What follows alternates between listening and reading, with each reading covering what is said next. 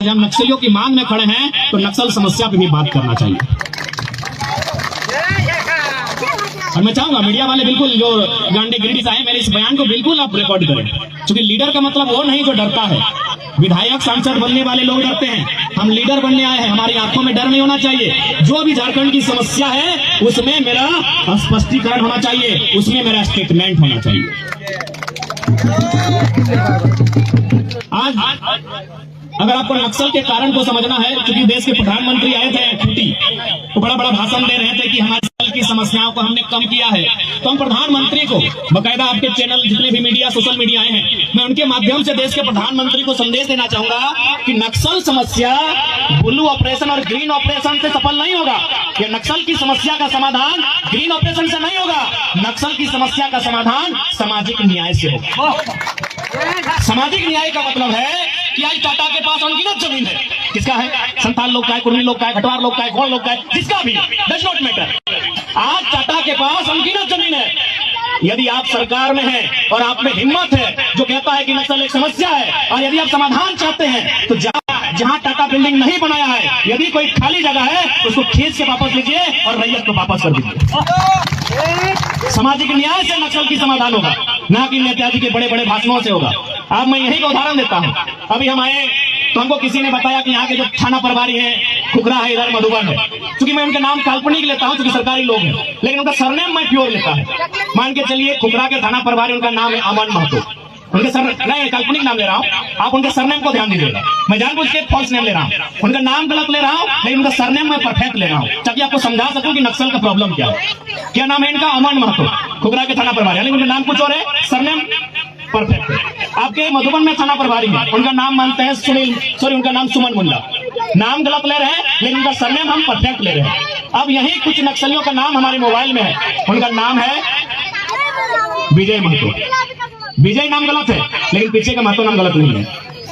नाम है उनका कमल बेसरा, कमल नाम गलत है लेकिन बेसरा नाम गलत नहीं है। मेरा बात को समझिएगा, क्योंकि हम एक सेंसिटिव मुद्दे पे बात कर रहे हैं। मैं उनको जो नाम ले रहा हूँ काल्पनिक नाम ले रहा हूँ, फैक्ट बोल रहा हूँ। अब ध्यान दीजिए, मैंने क्या कहा कि थाना प्रभारी कोई डैश डैश महतो है। नक्सल में जो सरकारी लिस्ट में वो भी कौन है? डैश डैश महतो है। मधुबन का थाना प्रभारी कौन है? डैश डैश मुंडा है। नक्सल में जो इनामी राशि कौन है? वो भी डैश डैश बेसरा है। अब मान के चलिए अगर पीर टांग में किसी दिन नक्सल की घटना घटती है, और यदि क्योंकि सीआरपीएफ भी लोग हैं, हमारे एक मित्र भी आए हैं तो हमारे साथ ही पढ़े हैं, उनका नाम मान के चलते उमेश महतो, काल्पनिक नाम। उमेश नाम कल्पना है लेकिन महतो नाम परफेक्ट है। अब मान के चलिए अगर कोई नक्सल की घटना घटती है, जिला पुलिस भी आएगी, सीआरपीएफ भी आएंगे, कौन आएंगे? ध्यान दीजिएगा, उनका सरनेम है मुंडा, उनका सरनेम है महतो, और नक्सल में जो लोग बैठे हैं उनका सरनेम क्या बता रहे हैं? ध्यान दीजिएगा। अब अगर गोली चलती भी है, इधर से चले या उधर से चले, बताइए लहू किसका बहेगा? बताइए हमको लहू किसका बहेगा? दोनों झारखंडी है। बकायदा अगर उनको रिसर्च किया जाएगा, जो सीआरपीएफ में बैठा है, जो जिला पुलिस में बैठा है, और जो सामने जंगल में बैठा है, हमको लगता है दाएं बाएं से खोजने से, मामा मौसा इकट्ठा करने से एक दूसरे का रिलेशन निकले। ये किसी का हिम्मत नहीं है, ये पूरे भारत देश में किसी माई के लाल का हिम्मत नहीं है कि नक्सल में नक्सलियों की मांग में खड़ा होकर बोल सके। ये ध्यान दीजिए, क्या भाई कारण क्या है? थाना प्रभारी रहे, मधुबन वाला रहे, चाहे खुखरा वाला रहे, चाहे सीआरपीएफ के कैंप में बैठा कोई सीआरपीएफ का कोई बड़ा अधिकारी रहे, या फिर जिसको आप नक्सली नाम दिए वो रहे, यदि कोई उनके बीच घटना घटती है, मरने वाले चाहे पुलिस से शहीद होने वाले रहे, चाहे इधर मरने वाले लोग हैं, वो है कौन? एक वर्गीय आदिवासी मूलवासी का बेटा है। वो है कौन? एक गरीब परिवार का बेटा है। वो है कौन? एक किसान का बेटा है। लेकिन लड़ाता कौन है? इस पर आज तक कोई बात नहीं किया है, और मोदी तो करेगा ही नहीं। तो आज हम बता देते हैं लड़ाता कौन है भाई? न जिसको पारसनाथ का पहाड़ चाहिए, पारसनाथ का पहाड़ चाहिए, आज उन लोग महल बना लिया है, करोड़ों का अरबों का उन लोग व्यापार करता है, जिसका यहाँ एक बित्ता जमीन नहीं गया है, जिसका जिन उद्योगपतियों का, जिन गुजरातियों का, जो राजस्थान से आए हैं, जो महाराष्ट्र से आए हैं, गुजरात से आए हैं, उनका एक बित्ता जमीन नहीं गया है। आज वे लोग लाखों का, लाखों छोड़िए अरबों रुपए का कारोबार करते हैं। ये समस्या है, ये सामाजिक न्याय की व्यवस्था नहीं है। तो जिस दिन इनका सदन में बात होगा, इसलिए हम बार बार कहते हैं कि सदन में ऐसे लीडर को भेजिए जिसमें जिगरा हो, जो जाके बात को बोल सके। यहाँ तो चंद्रप्रकाश चौधरी जी को मालूम ही नहीं है पारसनाथ पहाड़ किसका है। देखे थे ना लेटर इन्होंने लिखा था कि फलना समुदाय का है। फलना समुदाय का कई गो गांव है, यहाँ कई गो गांव है भाई। वो जो गुजरात से वो फलना समुदाय आया है, कई गो गांव है उनका, एक भी गांव नहीं है। और हमारे माननीय सांसद बोलते हैं विशेष समुदाय का है। जब तक सदन में चर्चा नहीं होगा, जब तक सदन में चर्चा करने वाले लोग नहीं होंगे, तब तक ये समस्या रहेगी। इसलिए सदन में ऐसे लोगों को भेजिए जिनमें वास्तव में जिगर हो, जो नक्सल की बात आए चाहे किसी की बात आए, जो अपना स्पष्टीकरण जब रखे, जब अपना तर्क दे, प्रधानमंत्री भी माथा झुकाकर सुने। सुनना होगा। आज अगर आप इसी पीरटन की धरती की बात करें तो आप देखिए 2002 में या 2004 में हिंदुस्तान के पेपर में लिखा है कि जो काम सरकार को करना था, सरकार को क्या करना था न, यहाँ लगभग 600 एकड़ के आसपास जमीन महाजनी प्रथा के कारण गरीबों का लिया गया था, चाहे वो आदिवासी रहे गैर आदिवासी रहे। कैसे लिया गया था? न घर में शादी है, बिहा है, भोज है, तो क्या किया ना, उसको 4 आना 12 आना रुपया उधार दिया गया। वो आदमी मर गया, उसका बेटा भी मर गया, लेकिन सेठ जी का 4 आना का चुकाई नहीं हुआ। तब क्या हम कोई गलत बोल रहे हैं? आप लोग आयु में हमसे बहुत बड़े हैं, अगर गलत बोलेंगे तो टोकिएगा, क्योंकि हम एक संवेदनशील मुद्दा पे बात कर रहे हैं। हम एक ऐसे मुद्दे पर बात कर रहे हैं जिनमें नेताजी का पेंट गीला हो जाएगा, हम उस मुद्दे पे बात कर रहे हैं।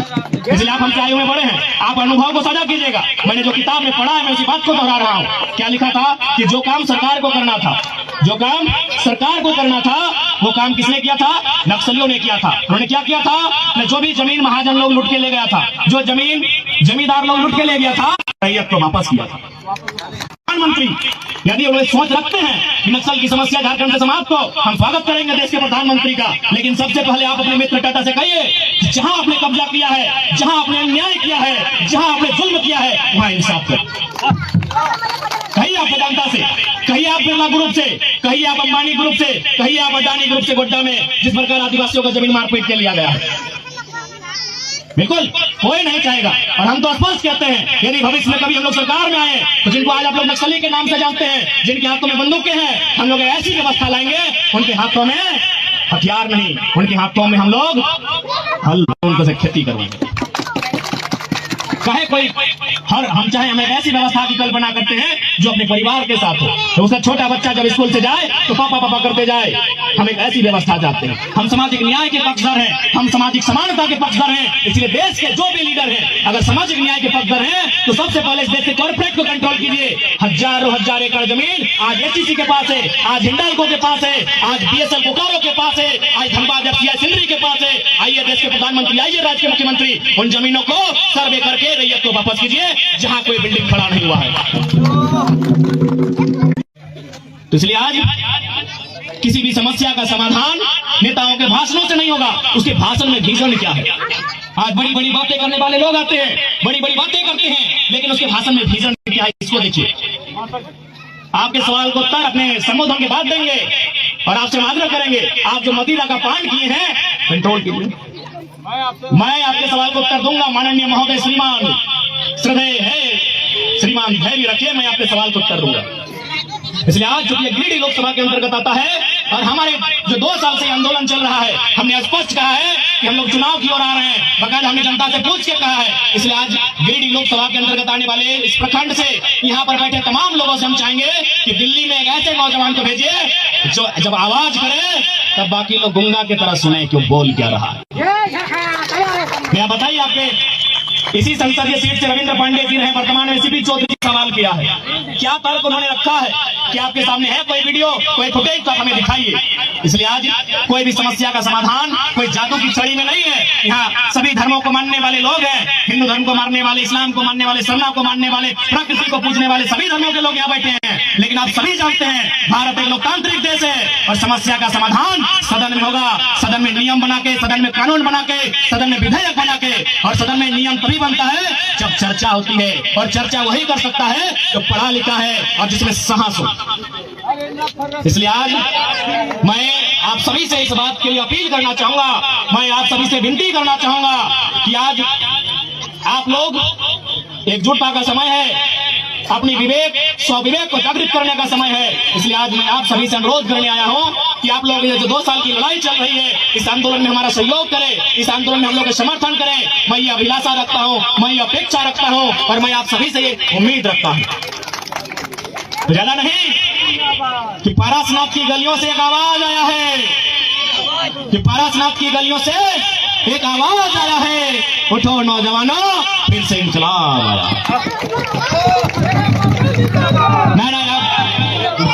तोहनी जिंदाबाद। ज्यादा समय ना लगे, काफी रात है, हमने को घर अभी 4-5 जिला के लोग मीटिंग खातिर आए थे, हम लोग निकलबो। हमें तौर से स्पेशल बात करबो। और बाकी मैया मौसी साहब तोनियों से निवेदन करवाए, अब तोनी यदि 4 घंटा बैठवा तो ढीला नहीं बचिया, चर्चा करिया कि नोनो के कहाँ पढ़ाई भाई, नोनी के कैसे सिखाई भाई, ई बार भटवा ककरा देबो, चर्चा करिया, ठीक है। ढीला घर बच लिया ना, अब तो बाचे मशीन आई गेलो, बाचे मशीन आई गया ना, ढीला मर जाए। एगो शैम्पू दे ले तो तोहनी से रिक्वेस्ट करवाए, आज अगर बदलाव है तोहनी के भी भूमिका है। और हम बार बार तोहनी पे जोर कह देते रहियो, काहे बताओ ना, एक नहीं लाख तुम मरत जाए खान के एगो बड़का एगो बोतला धरा दे तो चुपे चुपे किया जाना हो, यानी एकनी के क्यों भुला लेते, एकनी के क्यों भुला लेते, लेकिन तोहनी के क्यों भुला लेना पारतो, काहे बताओ।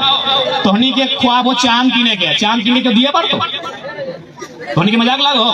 तो तोहनी अब एक काम करिए, चिरकी के बाजार एगो नया भौजी के उठाई के ले दिया, और ओकरा लोग आप किने बोलिया, उस 17 गो डिजाइन, 17 गो रंग देखता है, 17 गो दुकान देखता है, 17 गो घंटा बर्बाद करता है, और लास्ट एगो लड़के रहते, और घोड़ी दिन बाद की कहते पता है, जी आपके पास टाइम नहीं था इसलिए ले ली, नहीं पसंद नहीं, घुमा दीजिए। से लगे स्त्री ओकरा बुलाए बाटे लोग। ये तो गनीमत हो कि स्कूटी के चाबी मर्दाना सबके नाम से हो, टेक्निक के नाम से ना, कल्पना कर जन्मदिन जनाना सबके, मैंने भौजी सबके, दीदी सबके नाम से भाई तो स्कूटी के रजिस्टर में, तो की कहते बताओ, जय रंग के लुगा तय रंग कर हेलमेट किने रहता है, स्त्री लगा जन्मदिन लाल लुगा से दिन लाल रंग के हेलमेट, जन्मदिन ब्लू लुगा से दिन ब्लू हेलमेट, तो से लगा स्त्री। तोहनी के लोग भूलवे नहीं पारतो, तोहनी के आसानी से क्यों किने नहीं पारतो, एक पार्ट दला उसे खातिर तोहनी से तक हमने काम को अपन विचार के रखना, हमने कभी फोर्स नहीं कर लियो कि हमने के वोट देना हो, कभी फोर्स कर लियो कभी नहीं, हमने एक विचार बन के आइलो, हमने अपन विचार के तोहनी के सामने रख लियो, अगर तोहनी के हमने विचार समझ में आइलो, बुझे में आइलो तो दिया, और नहीं तो फिर जकरा देना होती, हमने की कोई दिक्कत ना हो, ठीक है। अच्छा एक सवाल